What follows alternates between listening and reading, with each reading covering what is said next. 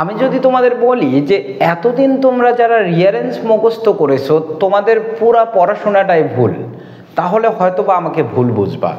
আমি আজকে রিয়ারেন্স তোমাদের এত সুন্দরভাবে বুঝাবো যে রিয়ারেন্স যে মুখস্থ করতে হয় না সেই বিষয়টা বুঝতে পারবা।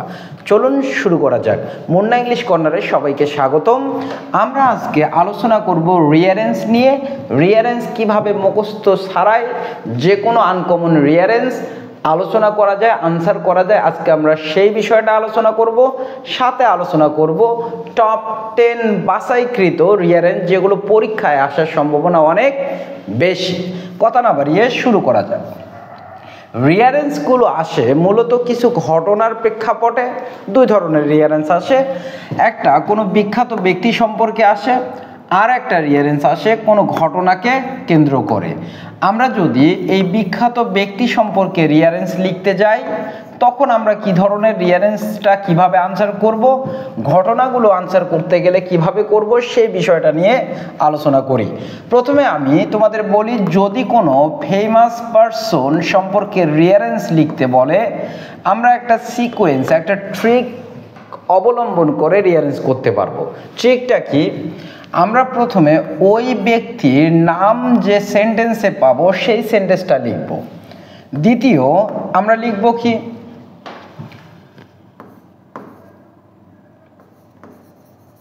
প্যারেন্টস নেম, মানে পিতামাতা সম্পর্কে পরিচয় দিচ্ছে এমন সেন্টেন্সটা।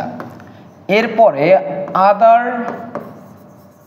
ফ্যামিলি মেম্বার্স, যদি অন্য কোনো ফ্যামিলি মেম্বার সম্পর্কে কথা বলে সেই বিষয়টা আমরা লিখব। এরপরে আমরা লিখব চাইল্ডহুড, মানে যার সম্পর্কে রিয়ারেন্স তার চাইল্ডহুড অথবা স্কুল লাইফ। এরপরে লিখব কলেজ অথবা ইউনিভার্সিটি লাইফ।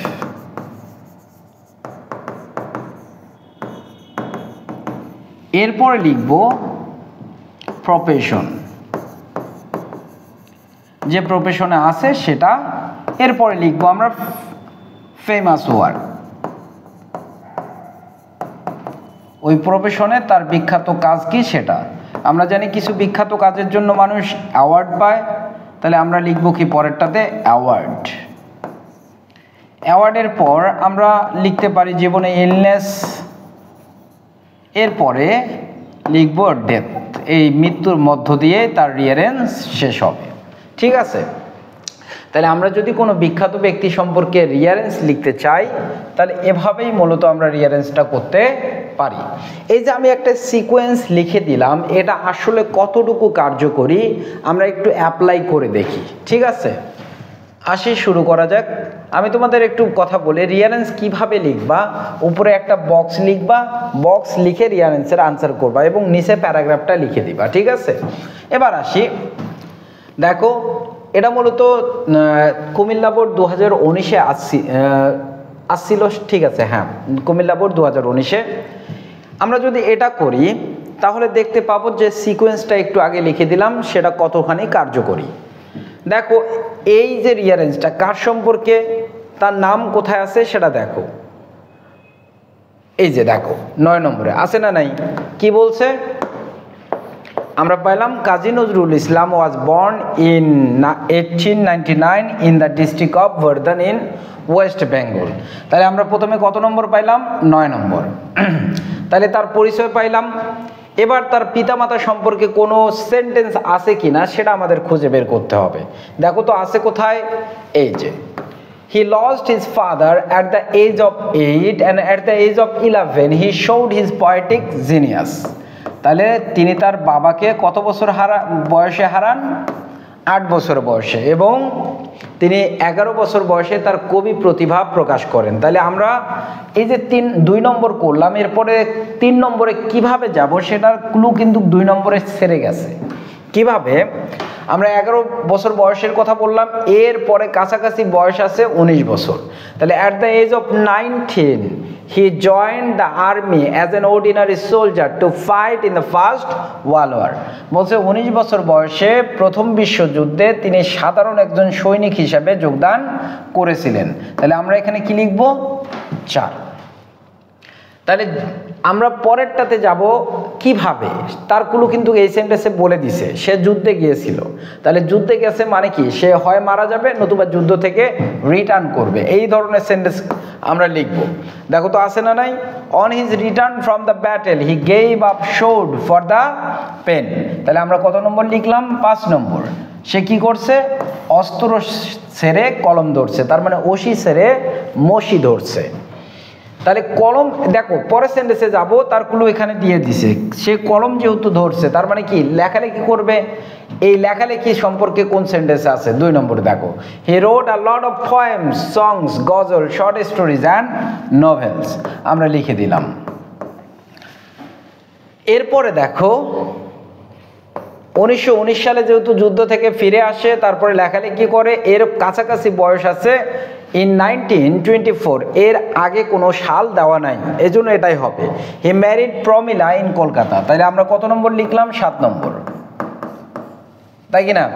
তাহলে জীবনে বিয়ে করা মানে জীবনে অর্ধেক যৌবন শেষ হয়ে যাওয়া, তার মানে বার্ধক্য, রোগ, মহামারী, এই জিনিসগুলো জীবনে ধরা দেবে, তাই কি না? তাহলে আমরা এরপরে এর সেন্টেন্সটা কি বলতে পারি বলো, এই যে পাইছি, it was tragic that he had been suffering from a cruel disease since 1942 and remained paralyzed for the rest of his life। তাহলে আমরা কত লিখতে পারি এবার, 6। এরপরে আসি, এর পরবর্তী বয়স বা সাল কোনটা দেওয়া আছে দেখো, Bangladesh became independent in 1971 and he was brought to Bangladesh from Kolkata in 1972। তাহলে আমরা 1972 সাল পর্যন্ত পাইলাম। তাহলে এখানে 9 নম্বর লিখলাম। এরপরে বলো কোনটা হইতে পারে, দেখো 1 নম্বরটা। আচ্ছা, আমরা 10 নম্বরটা দিতে পারি না, then he was declared our national poet by the government of Bangladesh, তাহলে 10 নম্বর লিখলাম। এবার হবে 11 নম্বর, he died on August 29, 1976 and was buried in the compound of Dhaka University. শেষ। দেখছো আমরা একটা ট্রিক বললাম, এই ট্রিকের মাধ্যমেই পুরা রিয়ারেঞ্জ শেষ, এটা আমাদের আর মুখস্থ করার কোনো প্রয়োজন হবে না। দেখো আমি আরেকটা করাই দেই, তাহলে বিষয়টা আরো ক্লিয়ার হবে। এটা অনেক বোর্ডে আসছিল, দেখো এটা রবীন্দ্রনাথ ঠাকুর, তাই না, কাজী নজরুলের চিরপ্রতিদ্বন্দ্বী, তাই না? শুরু করে দেই। এই যে আমরা পরিচয় পাচ্ছি, নাম পাচ্ছি কোনটাতে, Rabindranath Tagore was born in 1861 into a respected family of Jorasanko, Kolkata. তাহলে আমরা কত নম্বর লিখলাম, 5 নম্বর। এবার এর পিতামাতার পরিচয় আছে কিনা সেটা দেখো। আমরা দেখলাম পিতামাতার পরিচয় কোনো সেন্টেন্সে নাই, তাহলে লেখার দরকার নাই। এরপর অন্যান্য ফ্যামিলি মেম্বারের কথাও এখানে বলা নাই। তাহলে পরের অংশ কি হবে, স্কুল লাইফ। দেখো তো স্কুল লাইফ কোথায় আছে, কোন জায়গায় আছে বলো। He went school early and wrote his first verse at the age of 8। তাহলে আমরা কত নম্বর লিখলাম এখানে, 7 নম্বর। ঠিক আছে, তাহলে স্কুল লাইফ সম্পর্কে বলা আছে। এরপরে দেখো তো আরো স্কুল লাইফ সম্পর্কে কথা বলা আছে কিনা। at the age of 17 in 1878 he reached London to attend school। তার মানে এটাও স্কুল লাইফ সম্পর্কে বলতিছে, এই কারণে আমরা এখানে লিখলাম। দেখো পরের সেন্টেন্সে যে যাব, কিভাবে যাব, এখানে দেখো লন্ডন সম্পর্কে আমাদের কথা বলছে। সে কোথায় গেছে, স্কুলে ভর্তি হওয়ার জন্য লন্ডনে গেছে। এবার লন্ডন সম্পর্কে কোনো ইনফরমেশন আছে কিনা সেটা দেখতে হবে। 10 নম্বরে দেখো তো, he gathered mass experience from his stay in London. তাহলে আমরা 10 নম্বরটা লিখলাম এবং এখানে একটা নতুন ক্লু পাইলাম, সে লন্ডনে থেকে অনেক এক্সপেরিয়েন্স অর্জন করেছে। এবার এই এক্সপেরিয়েন্স সম্পর্কে কোনো তথ্য দেওয়া আছে কিনা সেটা দেখো তো। এই যে পাইছি, the experience had a lasting effect on his letter life. তাহলে আমরা কত নম্বর লিখবো এবার, 8 নম্বর, তাই কি না? এবার আসি এরপরে কোন ঘটনাগুলো ঘটতেছে দেখো। বলছে Rabindranath was called back to India, রবীন্দ্রনাথকে ইন্ডিয়ায় ডেকে পাঠানো হয়। তাহলে যেহেতু ইন্ডিয়া ডাকছে, তাহলে পরের সেন্টেন্সটা কি হবে, হয় আসবে সে নতুবা আসবে না। তাহলে দেখা যাক, he returned home without any qualification of distinction. দেখো পাইছি কিনা।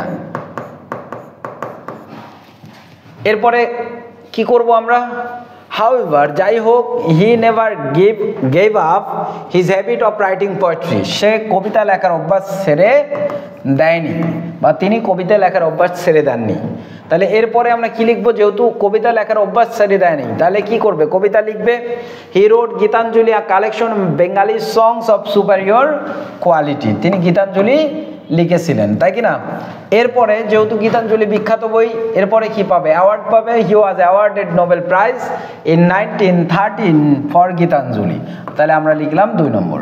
আমি হলপ করে বলতে পারি 100% গ্যারান্টি দিয়ে, আমি যে ট্রিকটা তোমাদের বললাম প্রত্যেকটার ক্ষেত্রে কাজে লাগবে। আমি মুখের কথায় না বলে এক্সাম্পল দিয়ে বিষয়টা বুঝাই দিচ্ছি।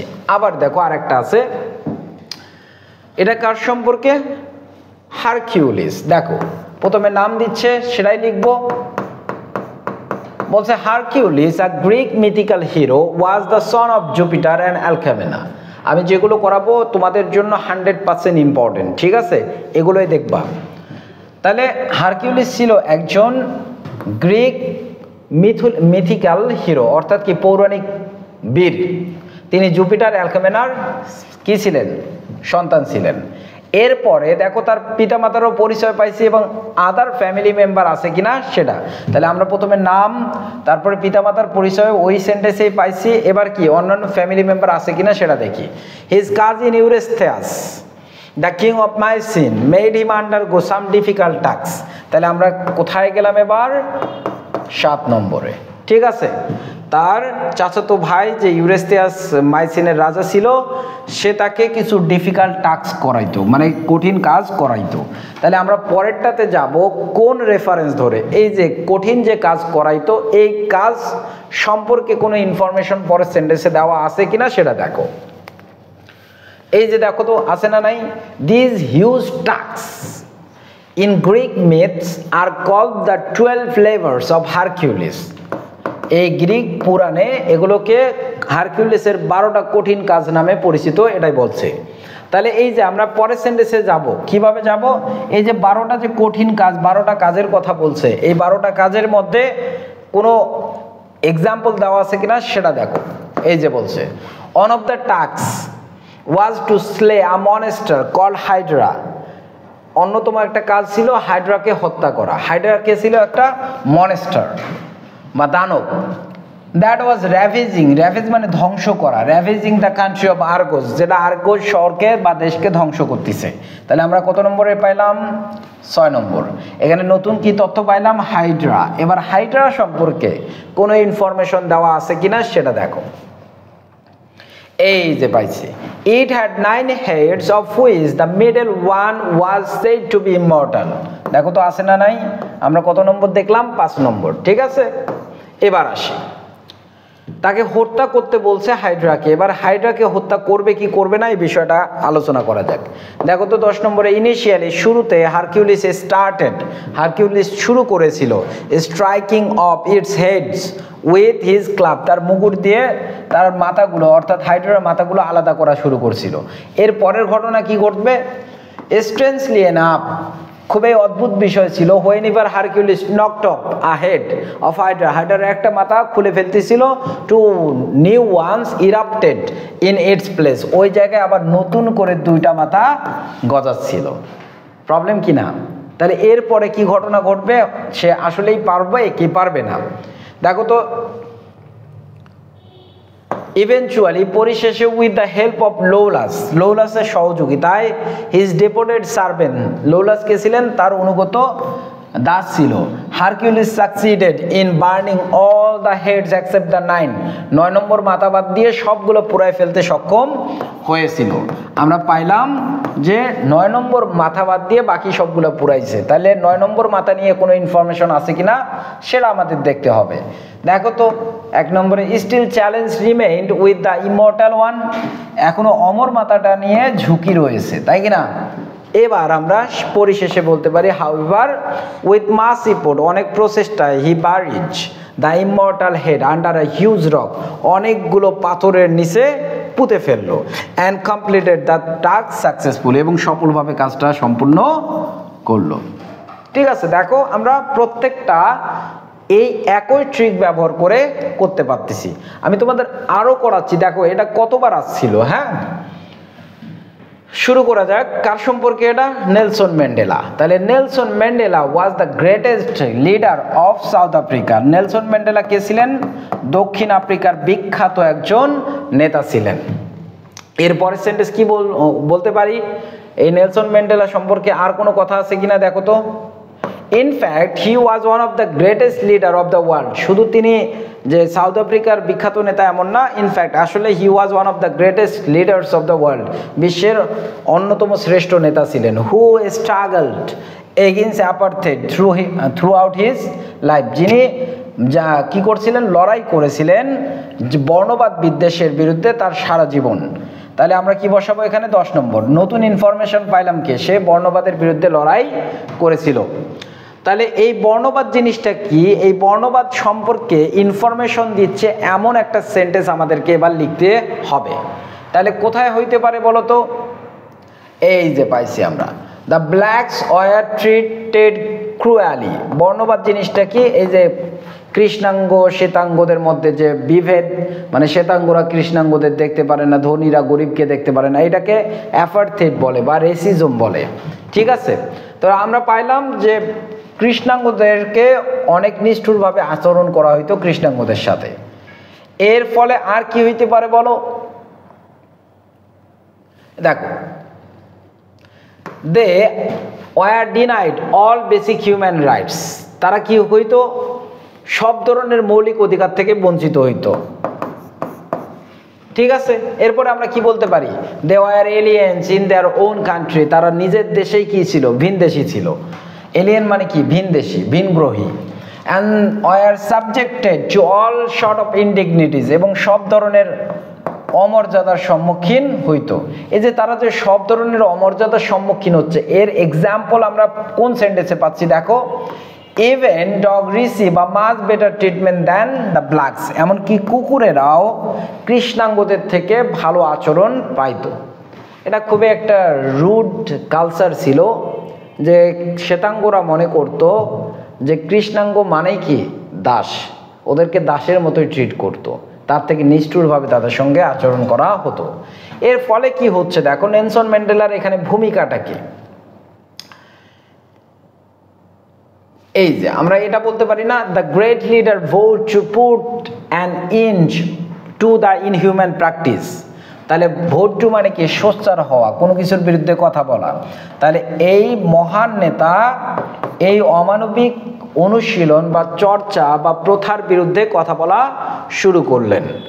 এর ফলে কি? তাকে হয় প্রশংসা পাবে, নতুবা তাকে তৎকালীন রাজা বা প্রধানমন্ত্রী এরা কি করবে? গ্রেপ্তার করবে। এই দুটার যে কোনো একটা হবে, তাই না? দেখো তো আছে কিনা? হি ওয়াজ থ্রোন বিহাইন্ড দ্য প্রিজন বার। আমরা কত নম্বরে পাচ্ছি এটা? 7 নম্বর। ঠিক আছে, এবার দেখো তো পরেরটা কি হবে? Eventually the great leader realised. না, এটা হবে না। দেখো, তাকে জেলে বন্দি করা হয়েছে। তাহলে জেলে বন্দি থাকার ফলে মানুষ মাঝে মধ্যে আত্মবিশ্বাস হারিয়ে ফেলে, আবার কেউ আবার নতুন করে আত্মবিশ্বাস সঞ্চয় করে। এই দুটার যে কোনো একটা হবে। তাহলে but the oppressive rulers could not break the spirit. তার মনোবল ভাঙতে পারে নাই। তাহলে এর ফলে কি হয়েছে? ইভেনচুয়ালি পরিশেষে the great leader realize the goal of liberating his own people. তার লোকজনকে স্বাধীন করার চিন্তা ভাবনা করলো। এ বুঝছো বিষয়? দেখো, আমি তোমাদের 10টা করাইতে চাইছি। আমি কথা দিচ্ছি, তোমরা আমার সঙ্গে যদি শেষ পর্যন্ত ভিডিওর থাকো, আশা করি রিয়ারেঞ্জ জিনিসটা কি তোমরা খুব ভালোভাবে বুঝতে পারবা, এবং এখান থেকে ইনশাল্লাহ বিভিন্ন পরীক্ষায় তোমরা কমন পাবো। ফাইনালে কমন পাওয়ার সম্ভাবনা অনেক বেশি। এরপর দেখো, এটা হচ্ছে প্লেটো সম্পর্কে, অ্যারিস্টটল এবং প্লেটো সম্পর্কে। আমরা এবার একটু দেখি কার সম্পর্কে কথাটা বলছে। তাহলে প্রথমে তার পরিচয় পাবো। Aristotle was born in Greece. তাহলে আমরা দেখি যে প্রাচীন যুগে যে মনীষীরা ছিল, দার্শনিক ছিল, এরা মূলত বিখ্যাত দার্শনিকের শিক্ষক যারা ছিল তাদের শিক্ষক আবার আর কোনো একজন বিখ্যাত দার্শনিক ছিল, এভাবেই ছিল। তো আমরা যদি এটা খুব ভালোভাবে মনে রাখতে চাই তাহলে আমরা একটা শর্টকাট ট্রিক বলতে পারি, SPAA, মানে সক্রেটিস এর ছাত্র কি ছিল? প্লেটো। প্লেটোর ছাত্র কে ছিল? এরিস্টোটল। এরিস্টোটল ছাত্র ছিল আলেকজান্ডার। ঠিক আছে, SPAA, ঠিক আছে, মনে রাখবা। তাহলে Aristotle was born in Greece. এবার এনার পিতামাতা সম্পর্কে কথা বলতে বলছি, তাই কি না? বিখ্যাত ব্যক্তি হলে তার নাম, তারপরে তার পিতামাতার পরিচয় কোথায় আছে বলো তো?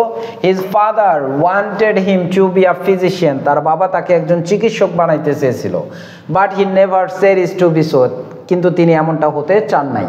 তার মানে পরেরটার গুলো আমরা পেয়ে গেছি, সে ডক্টর হতে চায় নাই, তাহলে কি হইতে চাইছে সেটা দেখো। He wanted to be a free thinker. না, এখানে একটা ভুল হয়ে গেছে, আমি তোমাদের আরেকটু বলি। যেহেতু প্রথমটা কি এরিস্টোটল, আমরা দেখি Aristotle was born in Greece, তাই কি না? তার বাবার পরিচয় কি পাচ্ছি? He was the son of a royal physician. তিনি ছিলেন একজন বিখ্যাত চিকিৎসকের সন্তান। তাহলে তার বাবা কি করবে? তার বাবা সম্পর্কে আরও তথ্য আছে। His father wanted him to be a physician but he never said is to be so, কিন্তু তিনি কখনো চিকিৎসক হতে চায় নাই। তাহলে কি হইতে চাইছে? পরেরটা হবে he wanted to be a free thinker. তিনি একজন ফ্রি থিঙ্কার হইতে চাইছেন। তাহলে ফ্রি থিঙ্কার হতে চাইলে সেই অনুযায়ী পড়াশোনা করার জন্য তাকে পড়াশোনা করতে হবে অথবা কোনো শিক্ষকের অধীনে পড়তে হবে, তাই কি না? এমন সেন্টেন্স কোথায় আছে তোমরা একটু দেখে নাও। তাহলে অ্যাজ এ রেজাল্ট, এর ফলে হি studied under a great thinker Plato. একজন বিখ্যাত দার্শনিক যে প্লেটো, তার অধীনে সে পড়াশোনা করেন। এরপর আমরা কোথায় যাব বলো তো? পরের সেন্টেন্সে বলতে পারি, দেখো প্লেটো সম্পর্কে আর কি কথা আছে। Plato taught Aristotle according to his own way, মানে নিজের মতো করেই প্লেটোটাকে শিখাইল। আমরা লিখলাম 3 নম্বরটা। এবার আসি কোনটা হতে পারে সেটা দেখো। এই যে লেটার 1, পরবর্তীতে Aristotle took the pen to write on topic suitable for human civilisation. পরবর্তীতে তিনি মানব সভ্যতার জন্য উপযুক্ত কিছু বিষয়ে লেখালেখি করা শুরু করলেন। তাহলে লেখালেখি করা শুরু করছেন, কি কি লিখছেন দেখো। এখানে politics is one of his famous books. তোমরা লিখতে চাবা যে হি অলসো রোট। এই অলসো কথাটা কখন আসে বলো? যখন একটা কাজ করেছে, আরও কাজ করছে, তখন অলসো কথা আসে। এজন্য 2 নম্বর না হয়ে আমরা লিখবো কি 8 নম্বর। তাহলে politics is one of his famous books which expose fullest development of his wisdom. তাহলে আমরা কত নম্বর লিখলাম? 8 নম্বর। এরপরে দেখো, he also road books on biology, literature, economics and comparative politics. আমরা লিখলাম এটা। তাহলে বায়োলজির উপর লিখছে বিধায় তাকে কি বলা হয়? He is called the father of biology because of his creativity. তাহলে শেষ। বুঝছো বিষয়? দেখো আমরা খুব সহজে এটা কি কমপ্লিট করতে পারলাম। ঠিক একইভাবে আরেকটা ইন্টারেস্টিং যেটা 4 বার আসছিল বোর্ডের মধ্যে, সেটা একটু দেখো। কার সম্পর্কে? আলেকজান্ডার সম্পর্কে। আমরা জানি আলেকজান্ডার ছিল একজন বিখ্যাত বীর। আলেকজান্ডার যেদিকে চাইছে, যে জায়গা চাইছে দখল করে নিছে, এবং সে যেদিকে গিয়েছে তার রাজ্য বানিয়ে ফেলছে। তার একটা উদাহরণ এখানে আমরা পাবো। দেখো কোথায় যেন ছিল, পরিচয় আগে দিচ্ছে, এমন সেন্টেন্সটা খুঁজে বের করো তাড়াতাড়ি। Alexander the conqueror of the world, বিশ্ব বিজয়ী ছিলেন। Once cross the Khyber pass and reached India. বলছে খাইবার পাস অতিক্রম করে কোথায়? ইন্ডিয়ায়। তাহলে খাইবার পাখতুন নামে একটা জায়গা আছে, তাই কিনা? আফগানিস্তান পাকিস্তান এর মধ্যবর্তী একটা জায়গা। এটা পার হয়ে সে কোথায় আসে? ইন্ডিয়ায় আসে। এরপরে আমরা দেখব সে কি করছে। এরপর কোথায় হবে? দেন হি কেম। এরপর সে যায় to the plain to Punjab. এরপর কোথায় যায়? পাঞ্জাবে যায়। এখন এই পাঞ্জাবে গেল, পাঞ্জাব সম্পর্কে একটু কথা বলি। পাঞ্জাব সম্পর্কে কোনো ইনফরমেশন দেওয়া আছে কিনা সেটা আমরা লিখবো, তাই কিনা? দেখো তো, there ruled a king call Porus. Porus নামে একজন কি ছিলেন? সেখানে রাজা ওই রাজ্যটাকে কি করতো? রুল করতো। He wanted to conquer the land of porous. তার মানে আলেকজান্ডার কি করতে চাইছিল? ওই রাজ্যটা জয় করতে চেয়েছিল। তাহলে আমরা লিখি 7 নম্বর। তাহলে জয় করতে চাবে তখন কি করবে, তাহলে যুদ্ধ করবে, তাই কি না? দেখো যুদ্ধ সম্পর্কে কোথাও আছে কিনা সেন্টেন্স। এই যে Porus come forward with his people and fought courageously but unfortunately he was defeated in the battle. তার মানে সে তার লোকজন নিয়ে সাহসিকতার সঙ্গে যুদ্ধ করছে, কিন্তু দুর্ভাগ্যবশত আলেকজান্ডারকে তো আর হারানো সম্ভব তার পক্ষে ছিল না, এজন্য সে কি হয়, পরাজিত হয়। এর ফলে আমরা দেখি পরের অংশ কি হয়, যুদ্ধে পরাজিত হলে কি হবে, হয় যুদ্ধে তাকে মেরে ফেলা হবে, নতুবা সে পালায় যাবে, নতুবা সে তাকে বন্দি করা হবে। এই তিনটার যে কোনো একটা আমরা এখানে পাবো। দেখো তো কোথায় আছে, then he was taken prisoner by the soldier of Alexander. Alexander লোকজন দ্বারা তাকে কি করা হয়, কারাবন্দি করা হয়। এর পরের অংশটা দেখো কি হবে, হি ওয়াজ ব্রট বিফোর আলেকজান্ডার, তাকে আলেকজান্ডারের সামনে নিয়ে আসা হয়। এবার আমরা দেখব আলেকজান্ডার আস্কড হিম, তাহলে আলেকজান্ডারের সামনে যেহেতু নিয়ে আসছে, সে আলেকজান্ডার তাকে কোনো কিছু জিজ্ঞাসা করবে, how he would like to be treated by him. Alexander তাকে জিজ্ঞাসা করলো যে আপনি আমার কাছ থেকে কীরকম আচরণ কামনা করেন বা আশা করেন। তার উত্তরটা দেখো, like a king was the reply of Porus. পোরাসের উত্তর ছিল কি, লাইক আ কিং, রাজার মতো। তাহলে once a king always a king, মানে রাজার বিহেভিয়ার রাজার মতোই হওয়া উচিত। তাহলে তোমরা মাঝে মধ্যে কি করো, পড়াশোনা করো, মাঝে মধ্যে করো না, মোটিভেশনাল স্পিচ দুইটা শুনে আবার 2 ঘন্টা পড়াশোনা করো, পরের দিন 1 সপ্তাহ নাই, এমন করা যাবে না ভাই। স্টাবিলিটি রাখতে হবে, ঠিক আছে? দেখো পোরাসের মতো স্টাবিলিটি থাকতে হবে। সে রাজ্য হারাইছে, পরাজয় বরণ করছে, তাতে কি হয়েছে, তার একটা রাজা হিসেবে তার একটা প্রাউড, দাম্ভিকতা, তার একটা সাহস, কারেজ, এই বিষয়গুলো ছিল। এরপরে সেন্টে দেখো, Alexander was pleased with Porus for his prompt and bold reply. এরকম সাহসী দাম্ভিক উত্তর পেয়ে সে খুশি হয়ে গেছিল। And allowed him to rule his country as before. আগের মতো তাকে কি করতে দিল, শাসন করতে দিল। তার মানে সে বুঝে পেয়েছে পোরাস এই রাজ্যের রাজা হিসাবে পারফেক্ট, এই জন্য তাকে আবার রাজ্য দিয়ে দেওয়া হয়। আমরা 6টা পড়লাম না, এরপরে ঘটনাবহুল কিছু পড়বো। আমি আরেকটা তোমাদের বিখ্যাত ব্যক্তি সম্পর্কে পড়াবো, এরপর শিখাবো কিভাবে ঘটনাগুলো আসলে আমরা করতে পারবো। বিখ্যাত ব্যক্তির তো ট্রিক শিখলাম, আরেকটা দেখো, এটাও খুবই ইম্পর্টেন্ট। পরিচয় পাচ্ছে, doctor Alfred Nobel was born on 21 October 1833 at Stockholm, Sweden, তাই কি না? এবার আসবো তার পিতা সম্পর্কে, পিতামাতার সম্পর্কে কোনো ইনফরমেশন আছে কিনা। দেখো আছে না, his father Immanuel Nobel was an architect and a researcher. তাহলে আমরা প্রথমে পেলাম 4, এরপরে পেলাম কত, 7। এবার তার বাপ সম্পর্কে আর কোনো ইনফরমেশন দেওয়া আছে কিনা দেখো, he had ammunition business at Leningrad. তাহলে লেনিনগ্রাডে তার কি ছিল, একটা গোলা বারুদের ব্যবসা ছিল। এমুনেশন মানে কি, গোলা বারুদ। এরপরে আমরা আসি, in 1950 Alfred joined his father's company. যেহেতু ব্যবসার কথা বলছে, তার মানে ব্যবসার রিলেটেড কথা পরেরটা আছে। তার বাবার কোম্পানি সে যোগদান করেন 1950 সালে।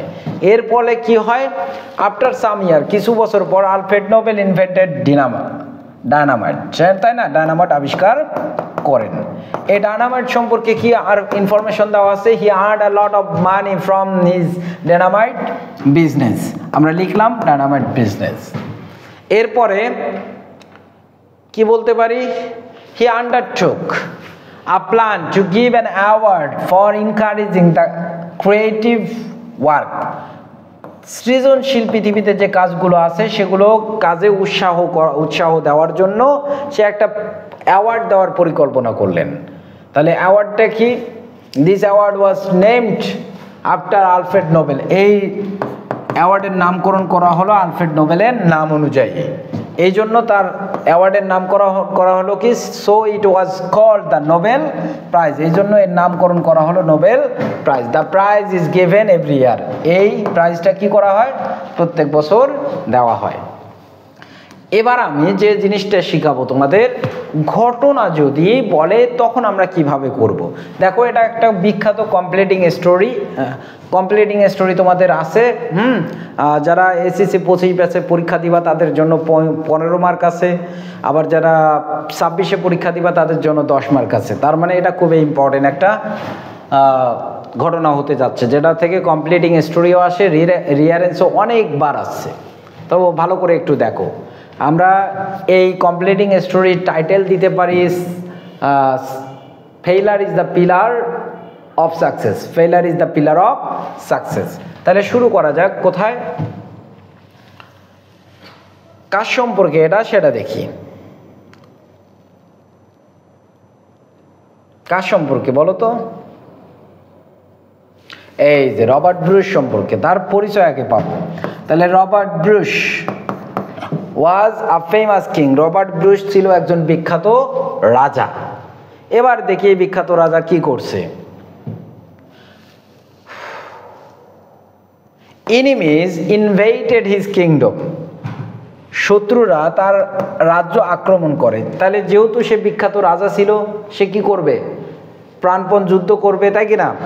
দেখি কোথায় আছে। দ্য কিং ফট bravely and lost the battle but lost the battle. খুব সাহসিকতার সঙ্গে যুদ্ধ করেছিলেন, কিন্তু যুদ্ধে পরাজিত হয়। এর ফলে দেখো, যেহেতু যুদ্ধে পরাজিত হলে কি হবে? বন্দি করে নেবে, নতুবা সে পালায় যাবে। এমন একটা সেন্টেন্স কোথায় পাবো?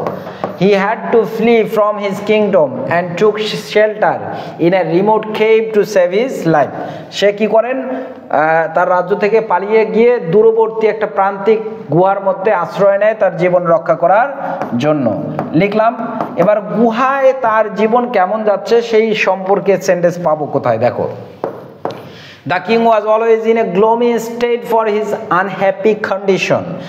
এই রাজা সব সময় একটা মন মরা অবস্থায় থাকতো তার এই অসুখী পরিস্থিতির জন্য। এরপরে আমরা কোনটা পাবো বলো? Once Bruce was lying in the cave and saw a spider trying hard to reach ceiling. তাহলে আমরা কোনটা লিখবো এবার? 4 নম্বরটা। একটা স্পাইডার দেখলো যে সে কিনা ছাদে ওঠার চেষ্টা করতেছিল। তাহলে এখন হয় পাবে নতুবা পাবে না। এইরকম সেন্টেন্স কোনটা আছে দেখো। The spider fail again and again to succeed but did not give up hope. কিন্তু আশা ছাড়ে নাই। তার মানে সে ওঠার অনেক চেষ্টা করতেছে, কিন্তু আশা কখনো উঠতে পারে নাই, কিন্তু আশাও ছাড়ে নাই। তাহলে আশা যেহেতু ছাড়ে নাই, তাহলে অবশ্যই শেষমেশ সাকসিড হবে, তাই কি না? তাহলে দিস ডাউনলেস স্পাইডার, এই অদম্য স্পাইডার ক্লাইম্বড দ্য সেইলিং, ছাদে উঠলো after some unsuccessful attempt inspiring Bruce two shake off the darkness of disappear. তাহলে এই যে ঘটনাটা, এই ঘটনাটা ব্রুসকে তার হতাশার অন্ধকার থেকে অনুপ্রাণিত করলো। এর ফলে কি হবে দেখো, he gathered an army of a strong man and attack his enemy, এবং তার এনিমিকে আক্রমণ করলো। The enemies were defeated and Bruce regained his kingdom. ঠিক আছে, শেষ না? এবার দেখো আরেকটা ঘটনা আমি তোমাদের পড়াই, এটা লাস্ট ওয়ান। এরপরে আর কোনো ঘটনা বলবো না আজকে। হ্যাঁ, এটাই শেষ। দেখো একটু মনোযোগ দিয়ে, এটা অনেকবার আসছিল, 3 বার আসছিল, 4 বার আসছিল এটা আর কি। তো দেখো কি বলছে, এটা একটা ঘটনা। ঘটনাগুলো কিভাবে করব সেটা আমি বোঝানোর জন্যই পড়াচ্ছি। এটা বলছে one day a grocer brought a balance and weight. এটা মূলত একটা কমপ্লিটিং স্টোরি। তাহলে one day a grocer brought a balance and weights from a fruit seller. তাহলে আমরা লিখলাম কি করছে, একদিন এক মুদির দোকানি এক ফল বিক্রেতার কাছ থেকে দাড়িপাল্লা এবং বাটখারা ধার নিয়েছিল।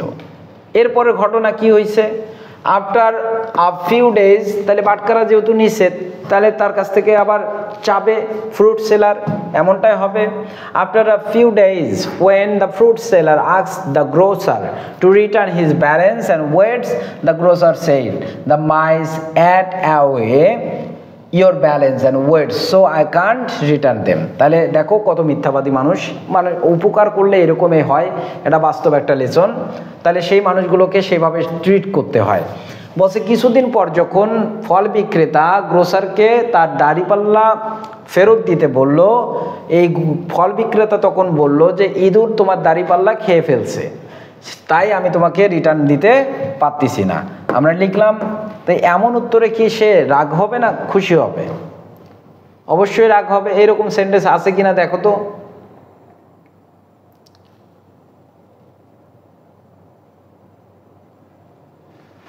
এই যে পাইছি, the lame excuse of the dishonest grocer made the fruit seller very angry, খুবই তাকে রাগান্বিত করলো।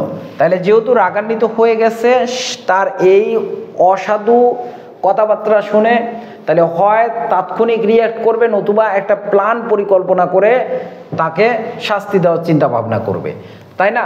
তাহলে দেখো তো আছে না, then one day the fruit seller said to the grocer, I am going to the town to do some shopping, please send your son with me to carry my things। এই যে ঘটনা, আসল ঘটনা শুরু হয়ে যাচ্ছে। তো একদিন ওই ফল বিক্রেতা মুদির দোকানিকে বলল যে আমি শহরে যাচ্ছি কিছু কেনাকাটা করার জন্য, তোমার সন্তানকে পাঠাও, সে যেন আমাকে একটু হেল্প করতে পারে। তাহলে হয় পাঠাবে নতুবা পাঠাবে না, তাই না? এই ধরনের কথাবার্তা। The grocer sent his son with the fruit seller, ফল বিক্রেতার সঙ্গে পাঠাই দিছে মুদির দোকানে। এর ফলের কি ঘটনা ঘটে? The next day the fruit seller came back alone from the town, শহর থেকে একাই ফিরে আসলো। তাহলে এবার কি করবে? গ্রোসার তার সন্তানের কথা জিজ্ঞাসা করবে, তাই কি না? কোথায় আছে দেখো, দেখো কোথায় আছে,